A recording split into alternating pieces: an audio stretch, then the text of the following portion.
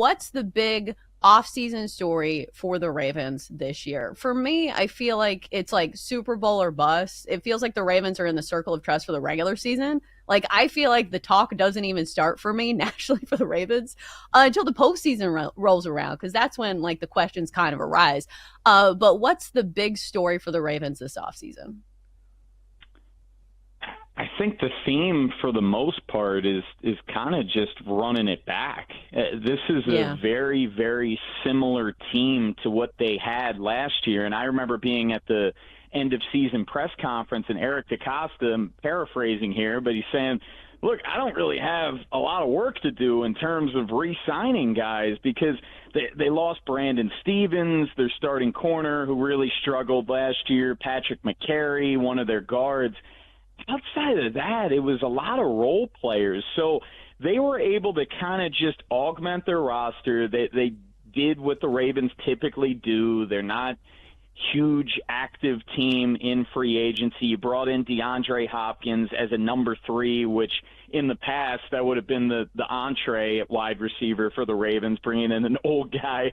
But he's more of a role player. Jair Alexander really fell into their lap. And you drafted Malachi Starks in the first round. Their secondary is absolutely loaded. They got 4 first-round picks in that secondary, 5 actually. And this team as a whole, I think you can certainly make the case that it's the best team of the Lamar Jackson era. It's without a question the best weapons he's had. I think the defense is going to be a heck of a lot better than it was in the first 9 weeks of the season last year, where they were terrible and then rounded into form after that point. I think it's a really, really good roster with not a ton of question marks on it, but it's all about the postseason. That's all that matters with this team. It's all about the postseason. Is there anything they can do, Tim, in the regular season that would give you confidence in trusting them in the postseason? Or like you said, I mean, at this point, right? Because I feel like we've gone into the last 2 playoffs where it was the Christmas game after the Niners and it was the Christmas game after the Texans, where we looked at those performances and we're like, man, this team's going to win the Super Bowl. And then obviously they let us down. Do you think there's anything they can do in the regular season that would get you to trust them, or it's just like, just get to the playoffs and let's see what you do in January? I think it's probably just get to the playoffs, PJ, but I will say 2 of their first 4 games, they head to Buffalo and they head to Kansas City.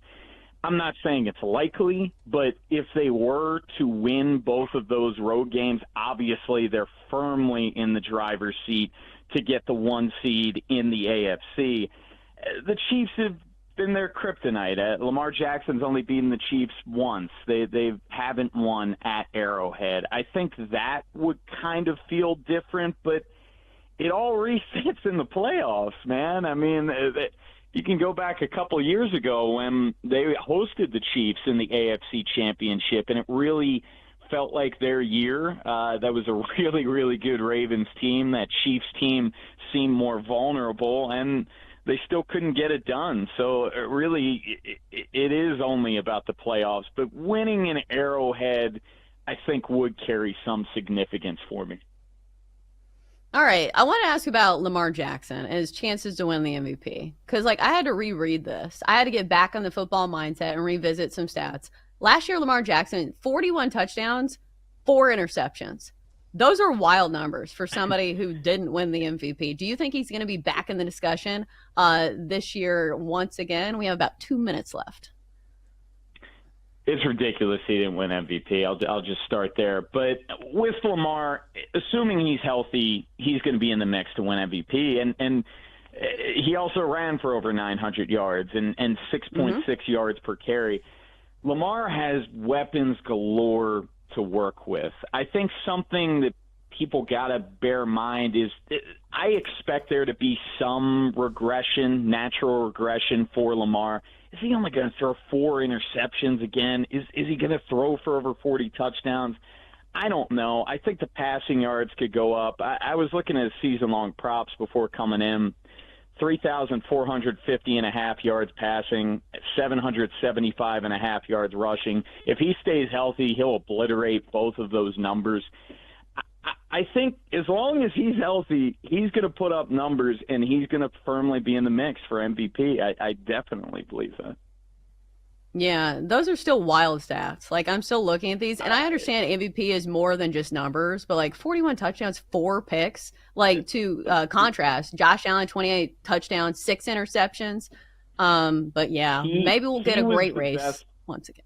Yeah, he was the best player in football last year, and quite frankly, I really don't even think it was close. I think the mental gymnastics that the voters had to do to vote him first-team All-Pro at quarterback in a landslide, and then 7 of those votes flip to Josh Allen for MVP. Like, it's only happened one other time in the history of the NFL, so if you want to make it a narrative award, just have Josh Allen win first-team All-Pro at quarterback, and then, all right, I'm fine with continuity, even though I think it's still a narrative at that point because Lamar was definitely the better player, but at least it would have more rationale.